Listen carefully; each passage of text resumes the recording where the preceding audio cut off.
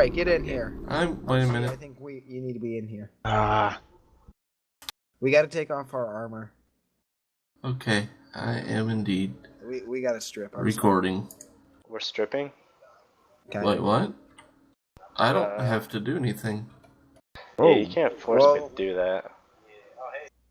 I just mean I'm already kind of there. You're kind of already trapped in this cage. Let's get this story on. Let's go. Here we go. Come on. Okay, I probably have one. It's just that you probably have already heard about it. Probably.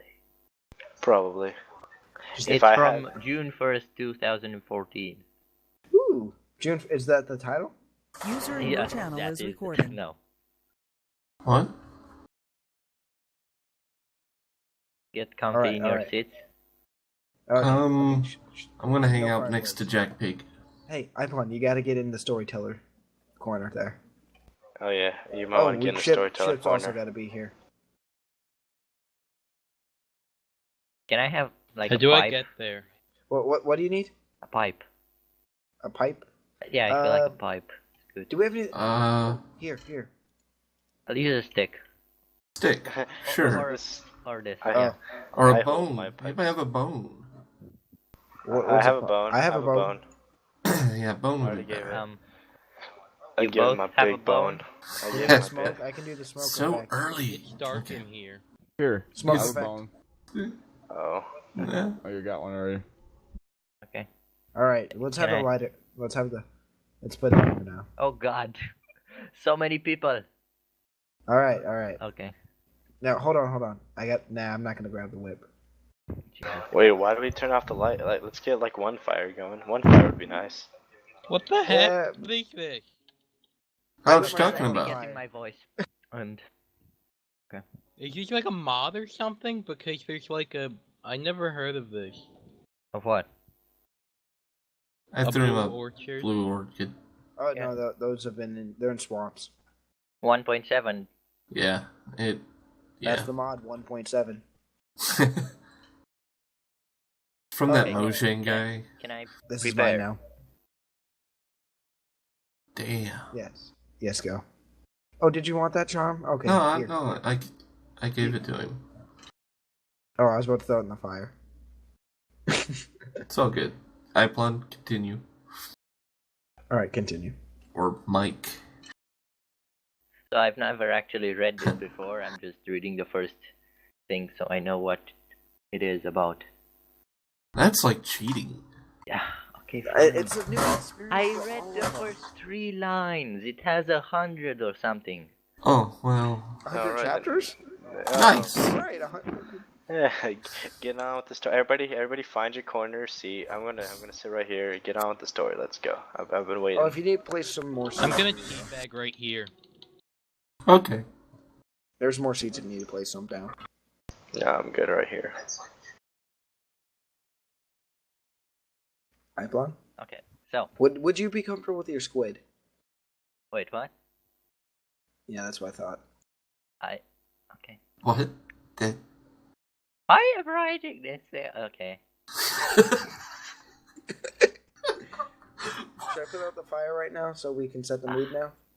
No, this is the mood. It looks really nice. That is the I'm mood. afraid these benches are gonna light on fire on us, honestly. They won't. Don't worry. We'll find out. One of us will be the first to find out, Jack. I'll just stay over Yeah. here across the room and I'll let you know. Oh, we'll know Yes. real quickly. If something User happens, I'm disconnected from breaking your that channel. glass. If something happens, I'm breaking that glass. Wait, who left? It was Mega. Oh, okay. Alright, Good. okay. Okay. Stop so stalling. Should I start? Yes. Yes. Yeah. I'm writing this because my family won't talk about it anymore.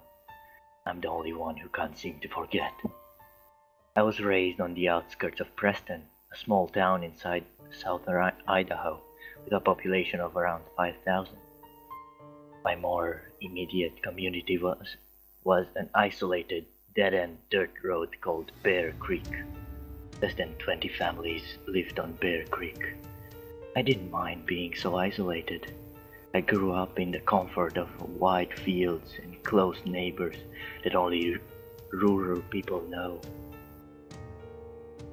We were a Mormon community, very church-centered, very community-centered. All the young girls, myself included, were part of a young women's club. I didn't actually know this was a girl's story. The more you know. You know. We're part of a young women's group, and all the boys were members of the local Boy Scout troop, which doubled as a church group in our area. We had 4th of July parties at the local ballpark and swam in nearby reservoir. It was a good, quiet community. My house, a 92-year-old farmhouse, built by my great-great-grandfather, was situated on a small hill surrounded by wide grass field on one side and a snaking dirt road on the other. Across the road was the creek bottoms. Southern Idaho is categorized in a desert climate, so not much grows outside the irrigated fields besides sage brush. What is brush? Brush. Sagebrush. Little bushes. Little weed bush Sagebrush things. and burrs. The creek bottoms were the exception. The creeks fed the growth of a thick tangle of pussy willow. Okay. Children, please. God damn it. That's dirty. Okay. The creek fed the growth of thick tangle of pussy willow. Jesus. I'll just skip that part. Bushes. In the late fall, we used to go down into the bottoms and pick the white, cottony pussy willow seeds to decorate the fences of our driveways. Guys, grow up. It's part of the story, alright? Yeah, I agree. If they're Even if I am a mushroom dealer, I pussy do agree willow with that. seeds, one more time, I swear to God. I'm not gonna read anymore. Or probably am, but... Yes, you will. I'll have to get the whip. Okay, getting back. Being so isolated, it wasn't uncommon for animals to come down from mountains. We had a female moose who brought her calf down and lived in our orchard every winter. And the occasional lion wasn't unheard of either. The summer when I turned 8, I remember because it was the same year as my baptism. A smaller mountain lion was spotted several times in our area. We weren't worried. The big cats stayed away from the farms and usually moved on when the area didn't yield enough food. The same summer, my neighbor, Peyton, was working on the Eagle Scout project. He loved National Geographic. Whoa, self-promotion, gee. Calm down there. And thought it would be pretty cool. And thought it would be pretty cool to try putting together a National Geographic submission on our little creek bottoms.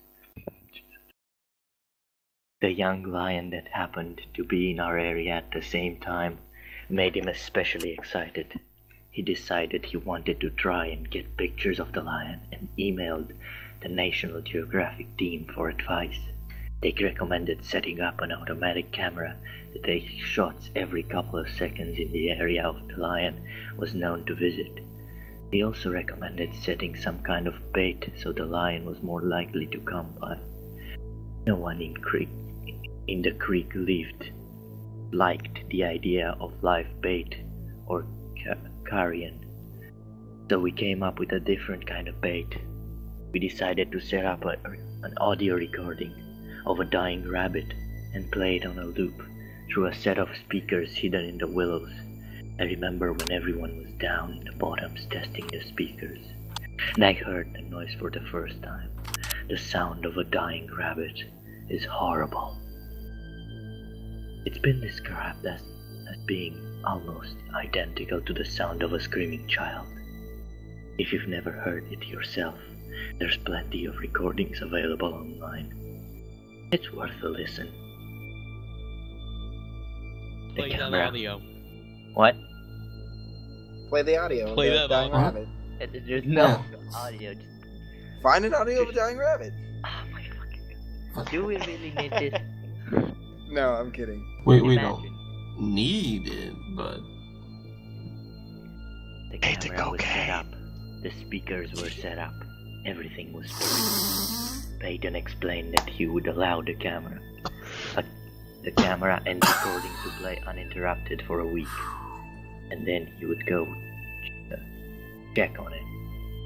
This would give time for our scent to fade from the bottoms and encourage the lion to come closer. First I was worried about the noise.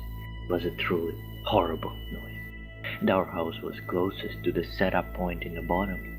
My father assured me that the noise wouldn't reach as far as our house, and I was relieved when we arrived home that night. He was correct. The bottoms were far enough away that I couldn't hear anything. I remember Peyton the next day at church. He was fidgety and excited to check the equipment, but we had to wait a week, which everybody kept reminding him. He couldn't risk going too early and scaring the lion away for good. That night, I woke up to an awful noise. I sat ramrod straight in my bed, with my eyes wide in the dark, hands clutched so hard my palms bore the indent of my fingernail for hours after. I knew that noise. It was a recording of a rabbit. It sounded faint, far off, like it really could have been coming from the bottoms. But that wasn't possible, because the recording had been going all night the previous day and I hadn't heard a thing. I didn't sleep that night. I was too scared to get out of bed and wake my parents. The recording played over and over again. I had the loop memorized. In the morning I stumbled into the kitchen for breakfast. My mom and dad were sitting at a kitchen table. They too had dark rings under their eyes. I hadn't been the only one who heard it. Mom was convinced that the equipment must have been broken.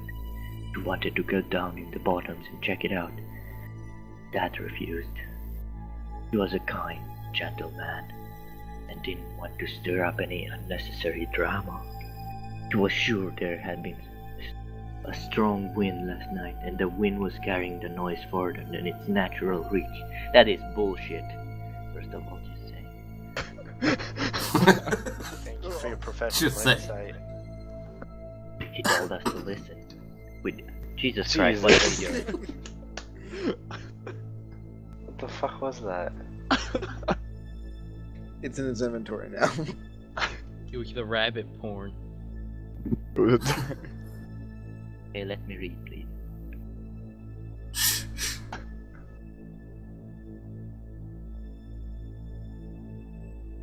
Okay. He told us to listen.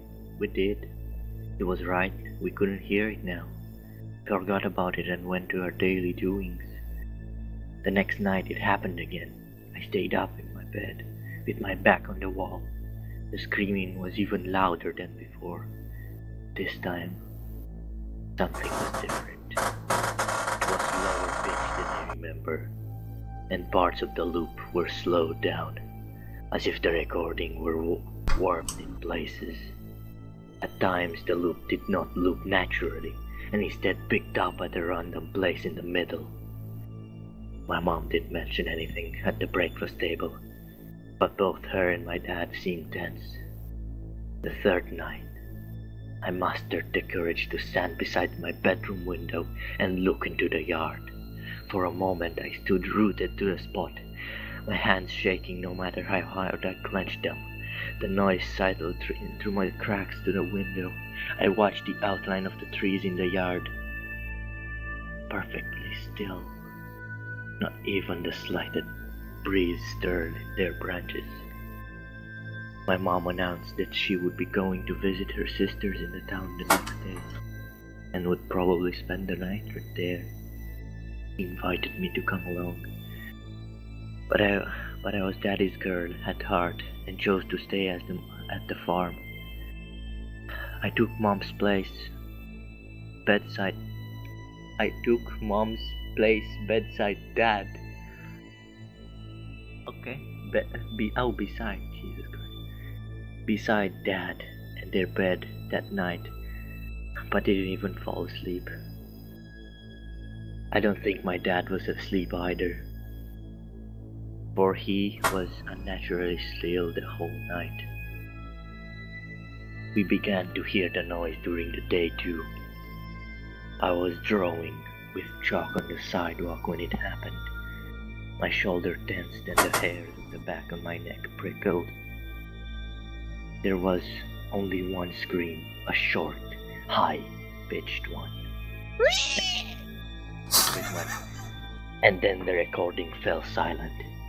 It happened again several times throughout the day, but never the whole loop, just clips from it. Later that evening, Peyton's dad came by up the driveway in his four-wheeler. He said he was looking for their dog, a sweet yellow lab who had been missing since that morning. Dad said he was sorry and that he didn't see her. I stared at him, lightly begging him to mention the recording. He didn't. He was a quiet man after all. Didn't want to bring up any unnecessary drama. Mom stayed awake the whole week. Dad and I didn't sleep. By Saturday the screaming couldn't be heard constantly, though it seemed to have deviated from the familiar loop entirely. I didn't recognize any of it. Sometimes the screams were thin and long. Other times they were hardly even growls. Once, while my dad had been heating up meatloaf for lunch, the noise rose into such a rancorous. Did that? Somebody fell in the fire? No. Okay. To such a rancorous did that he dropped the plate and shattered it. It pressed my hands over my ears, where I sat at the table and squeezed my ears shut. My eyes shut. But it didn't help. The noise forced its way to the cracks of my fingers and pinched my throat and rattled in my ribcage. The din lasted for a whole minute, then fell silent. Dad was shaking. That was the last we heard of the noise that day. Peyton came by Saturday evening to ask permission to cross our road to collect the equipment. He was so excited. I watched him disappear into the creek bottoms with a sense of tired relief. After the equipment was gone, we would all stop. I couldn't wait to get the full night's sleep. Not a minute later, I spotted Peyton coming back up from the creek. I was confused. It had taken us so much longer to set the camera up and speakers that I assumed it would take just as long to collect them. My breath stilled when Peyton came closer. He didn't look right. His eyes were wide and his face pale. Something wet dribbled from his chin onto his shirt. I later realized it was vomit. My dad caught him before he fell and demanded to know what happened. Peyton couldn't speak, just cried. We called his dad. I looked after Peyton as both my dad and his dad went into the bottoms. They were gone a long time. They returned. Their faces were green. They smelled funny. I noticed red on my dad's hands. I was asked what was wrong, but they brushed right past me and immediately called the police. Nobody would tell me what happened. I sat on the couch with a blur of neighbors and police officers swirled around me. At one point, an officer placed something on the kitchen table and left. I looked into the kitchen curiously. It was the camera from the bottoms. I wish I hadn't looked. The camera was little banged up, tiny scratches and dents covered with plastic casing. When I lifted it in my hand, it struck from the plastic. Something tacky and odorous covered the screen, but it turned on fine. The first set of photos were normal, just the pussy willows cast green in the glow of the night setting. As I continued to click through them, I quickly became strange. At one point the camera angle changed, as if the camera had been knocked from its post. Grass now obscured most of the frame.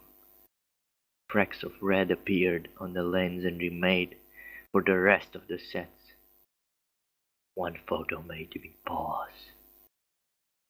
There was a figure in this one, or a half of a figure, as most of the upper torso hadn't made it into the frame.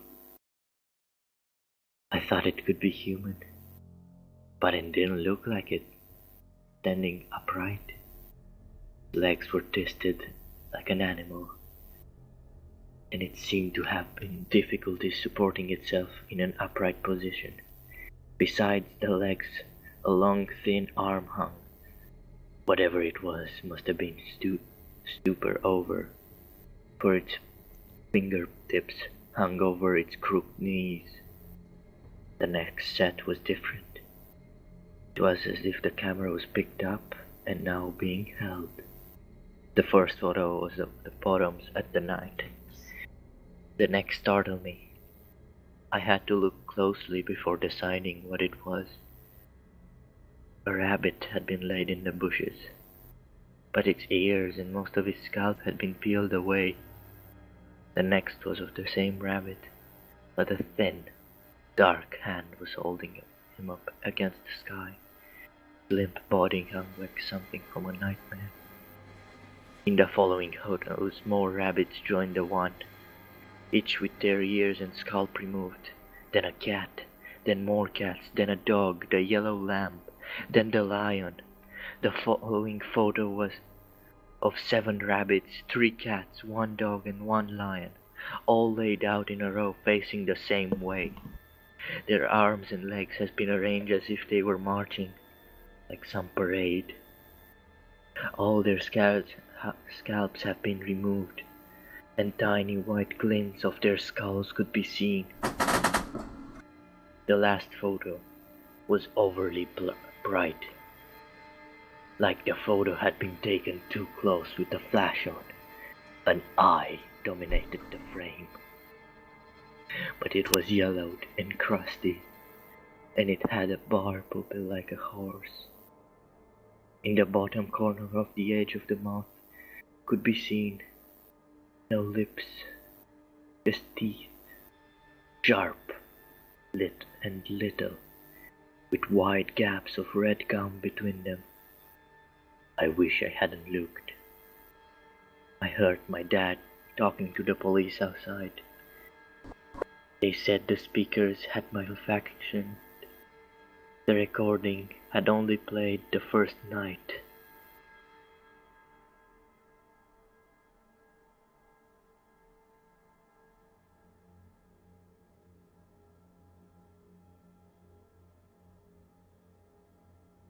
Silence.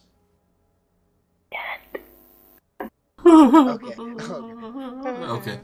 So I thought that was gonna be some weird, like, lion bestiality action. Yeah, I thought so too. The way it was going. I didn't think that, but I thought something like. I would like my book back. Maybe Can I like have that? transformation thing or something. Maybe. There's a few of those. No, I thought it was gonna be like some scary story, and it was gonna be like all fucked up, but more fucked up than that. Like you couldn't sleep ever again. Jesus. Hey, Vin, Yes. you seem to have a bit of a growth there. Oh, as I do. Well, Well, yeah. Game over. GG. Do you guys have another one? I'm assuming It's, tomorrow. I need to be able to sleep tonight and not have nightmares Yeah. about dead rabbits. so what was that supposed? Was that supposed to be terrifying? I'm not. I think think it was Can you more just link me to creep the page? factor. Because I want to kind of complain to the If we're- person who wrote that. We're User doing in your channel stopped scary recording. stories. I'll just start reading no sleep on Reddit. I mean, it'll be totally fine. Yeah. I mean, those things creep me. Some of those. I creep mean, me if the we're reading fuck scary out. stories, I can just read the YouTube comments for every top YouTuber. Oh. No, Who no, you those man, he can only play Minecraft, not you. Yeah, what he said. Yeah, stick it to the man. So let me put the lights back up, some monsters.